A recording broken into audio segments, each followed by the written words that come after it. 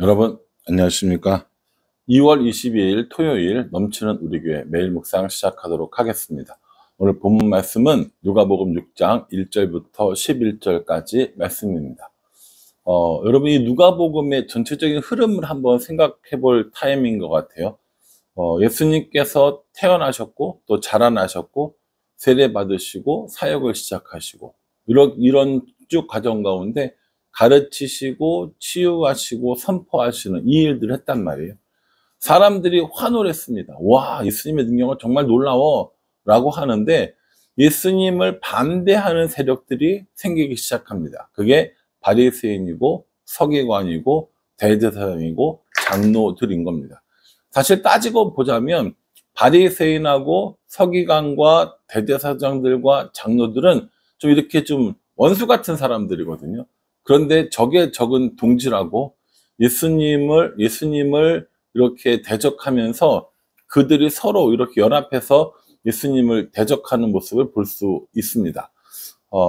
처음부터 그런 건 아니에요. 처음에는 이 바리새인들과 그 서기관들, 대제사장들이나 장로들이 예수님을 유심히 봤습니다. 아마 한편으로는 자기들 편으로 끌어들이고 싶은 마음도 있었을지도 몰라요. 왜냐하면 너무 인기가 많으니까, 너무 능력이 많으니까. 근데 뭐냐면 예수님께서 바리새인들이나 서기관들이 받아들일 수 없는 행동들을 자꾸 하시는 거예요. 어제 본문처럼 뭐 죄사함을 받았다 이렇게 얘기한다던가 자꾸 예수님을 받아들이기 힘든 그 말이나 행동을 받아들이기 힘든 일들을 하니까 자신들의 영역을 침범해 오는 것 같은 거죠. 자신들을 이렇게 무시하는 것 같은 거죠. 그러니까 자꾸 주의 깊게 보는데 그 보이는 행동에 좋은 건 하나도 없는 겁니다. 자신들에게. 만약에 제가 예수님이라면 그 당시 바리새인들이나 대제사장, 서기관들과 함께 이렇게 지낸다면 훨씬 자신의 가치가 높아질 수도 있고 유명인사처럼 지낼 수 있고 이럴 수 있기 때문에 그걸 원했을지도 몰라요. 좀 더 유명해지고 뭐 좀 더 이렇게 뭐 이런 것들 원했을지도 몰라요. 예수님은 그런 게 1도 없는 겁니다. 이제 대표적으로 이제 예수님을 공격하는 이유 중에 하나가 뭐냐면 오늘 본문에 나오는 안식일입니다. 안식일은요, 하나님께서 천지를 지으시고 7째 날 쉬신 것을 기념하면서 기억하기 위하여 하나님의 명령대로 쉬는 날이거든요. 아무것도 하지 않아요. 근데 이걸 너무 문자적으로 지키다 보니까 노동하는 것들을 금지시킨 겁니다. 아무것도 하지 못하게 하는 거예요. 이게 너무 율법적으로만 문자적으로 지키니까 원래 안식일을 주셨던 이유와 목적은 다 사라져 버리게 되었다라는 것이죠. 예수님께서 오셔서 뭐라고 이야기하시냐면 안식일의 정신은 그게 아니야. 안식일에 해야 할 것은 율법대로 하는 게 아니라 안식일의 정신이 무엇인지 알고 안식일의 주인이 누구인지를 아는 게 훨씬 더 중요해 라고 이야기합니다. 오늘 먼저 1절에 보시면요. 안식일에 예수께서 밀밭 사이로 지나가실 새 제자들의 이삭을 잘라 손으로 비비어 먹으니 이렇게 얘기합니다. 안식일에 밀밭 사이로 지나가는데 예수님의 제자들이 이삭을 잘랐어요. 그리고 손으로 비벼서 먹었어요. 여기 뭐가 문제일 것 같아요? 자르는 게 문제인 거죠. 비비는 게 문제인 겁니다. 밀밭 사이로 지나가다가 여기 이삭이 있으니까 이삭을 잘랐어요. 손으로 비벼서 이렇게 먹었어요. 그러면 돼요, 안 돼요? 안 된다는 거예요. 왜 안 되는 겁니까? 안식일에 자르는 것과 비비는 행동은 율법을 어기는 노동에 해당되기 때문이라는 거죠.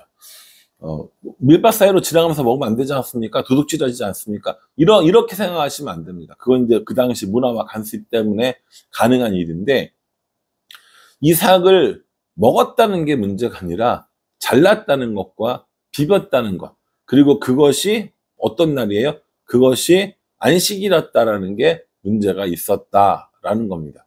이렇게 안식일에 자르고 비벼 먹은 것들을 보니까 이 바리새인들이 뭐라고 하냐면 2절에 어떤 바리새인들이 말하되 어찌하여 안식일에 하지 못할 일을 하느냐 이렇게 얘기했어요. 안식일에 하면 안 되는 일, 안식일에 하지 못할 일을 왜 하느냐라고 물어보니까 예수님께서 누구의 얘기를 하냐면 그 다윗의 이야기를 하는 겁니다. 제사장 외에는 먹어서는 안 되는 진설병을 먹었던 일이 있었다라는 거예요. 그러니까 그 성막 안에 진설병이라고 떡을 이렇게 해놓는 게 있는데 그거 제사장만 먹고 다른 사람 먹으면 안 되는 거거든요. 다윗이 그곳으로 피했을 때 제사장이 그 떡을 다윗과 함께한 사람들에게 주었다라는 거예요. 근데 그게 문제가 됐어요? 안 됐어요? 안 됐어요. 그 떡을 진설해 놓고 하나님을 섬기는 원래 목적이 가난한 자를 돕기 위한 것이기 때문이라는 겁니다. 오늘 이 제자들이 배가 고팠기 때문에 그 이삭을 잘랐고 그 배가 고팠기 때문에 비벼서 먹은 것, 이것이 더 본질적이고 그들을 돕는 게 더 문제인 것이지, 잘랐다, 먹었다, 잘랐다, 비볐다, 너네 율법을 어겼다, 이걸 얘기할 게 아니라는 겁니다. 또요, 6절에 보면 또 다른 안식일에 예수께서 회당에 들어가사 가르치실세 거기 오른손 마른 사람이 있는지라, 이렇게 얘기해요. 안식일에 회당에 들어갔는데 오른손 마른 사람이 있었어요. 오른손 말았다는 게 뭡니까? 손이 이렇게 펴지지 않고 이렇게 움츠러들어 있다라는 얘기인 거거든요. 이런 사람이 있는데 서기관들과 바리새인들이 거기 있었다라는 거예요. 7절에 서기관과 바리새인들이 예수를 고발할 증거를 찾으려 하여 안식일에 병을 고치시는가 엿보니, 이렇게 얘기합니다. 안식일에 병을 고치시는가 엿보고 있어요. 이게 지금 엿볼 일입니까? 칭찬해야 될 일입니까? 안식일이든 아니든 손 마른 사람이 있으면 그 사람을 고쳐야 하고요. 고칠 수 있어서 고치면 칭찬받아야 하는 겁니다. 그럼에도 불구하고 바리새인과 서기관들은 예수님을 고발할 증거를 찾으려고 하는 겁니다.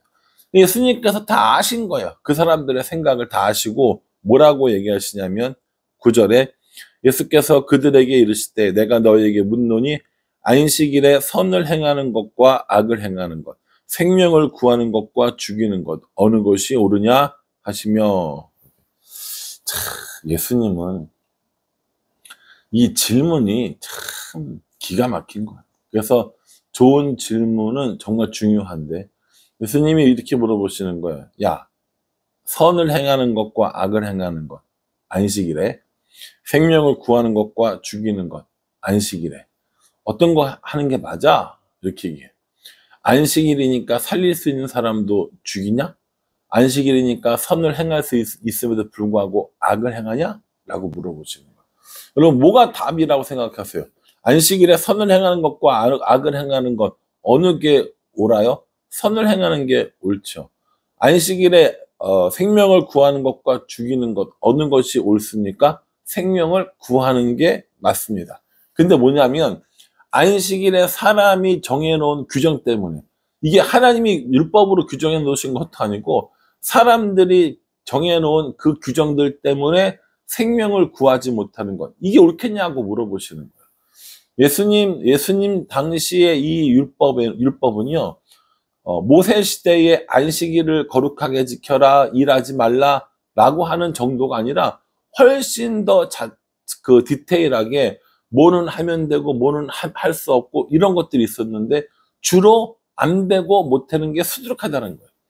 여러분, 그런 얘기 들어보셨죠? 이스라엘에 가면 안식일에 호텔에 있는 엘리베이터가 각 층마다 다 문이 열린대요. 왜 다 문이 열립니까? 누르는 행위가 뭐예요? 안식을 범하는 노동이기 때문에. 이런 것도 있다고 이야기를 하는 겁니다. 안식일을 우리에게 주신 이유가, 목적이 뭡니까? 6일 동안 열심히 일했으니까는 7일째는 안식하라는 거예요. 쉬라는 겁니다. 그러면서 뭐예요? 하나님께서 창조하시고 쉬신 것들을 기억을 하고 나머지 엿새 동안 하나님께서 열심히 일하시고 이 세상을 만들었다는 것을 기억하라라는 거예요. 그렇게 기억하는 것만 끝납니까? 그 하나님이 만들어 놓으신 아름다운 세상에 하나님이 만들어 놓으신 그 본질적으로 아름다운 세상에 우리도 하나님의 사랑을 전하고 하나님의 이런 그 뭐랄까요, 그 은혜를 전하는 이런 일들을 하라는 게 목적이거든요. 그런데 바리새인들과 서기관들은 율법으로 정해놓은 거예요. 자르면 안 돼. 비비면 안 돼. 뭐 얼마 이상 걸어가면 안 돼. 뭐 뭘 하면 안 돼. 이런 것들을 쭉 이야기해 놓으면서 결국 하나님도 이야기하지 않았고 모세의 율법에도 기록되어지지 않은 자신들이 만들어 놓은 율법으로 진짜 하나님이 우리에게 주신 목적은 다 잃어버리게 되는, 잊어버리게 되는 이런 일들이 생기게 되었다라는 겁니다. 11절에 보면요. 그들은 노기가 가득하여 예수를 어떻게 할까 하고 서로 의논하니라 라고 이야기합니다. 노기가 가득하다. 화가 많이 났다는 얘기인 거죠. 왜냐하면 예수님께서 자신들이 그렇게 지켜보고 있는 걸 뻔히 알면서도 선을 행하는 것이 옳으냐, 악을 행하는 것이 옳으냐, 뭐 생명을 구하는 것이 옳으냐, 죽이는 것이 옳으냐라고 이야기하면서 손을 내밀라고 하면서 병을 고치는 거예요. 언제요? 안식일에. 그러니까 이걸 바리새인들과 서기관들은 도저히 용납할 수가 없는 거예요. 왜? 자신들이 만들어 놓은 율법을 어기기 때문에, 자신들이 만들어 놓은 규칙을 어기고 있기 때문에 용납이 안 되는 겁니다. 그래서 노기가 가득하고 예수를 어떻게 해야 하는가에 대해서 서로 논의하기 시작했다라고 이야기합니다. 이제 저 예수라는 사람을 어떻게 해야 되지? 사람들에게 인기는 되게 많은데 우리에게 좋지 않아. 우리 편이 아니야. 우리와 반대되는 것 같아. 우리의 규율을 일부러 자꾸 어겨. 이렇게 돼버리는 거죠. 여러분, 우리도 예수님 믿으면서 예수님의 말씀이 좋은 줄 알아요. 예수님의 능력이 훌륭한 줄 압니다. 그래서 참 좋아요.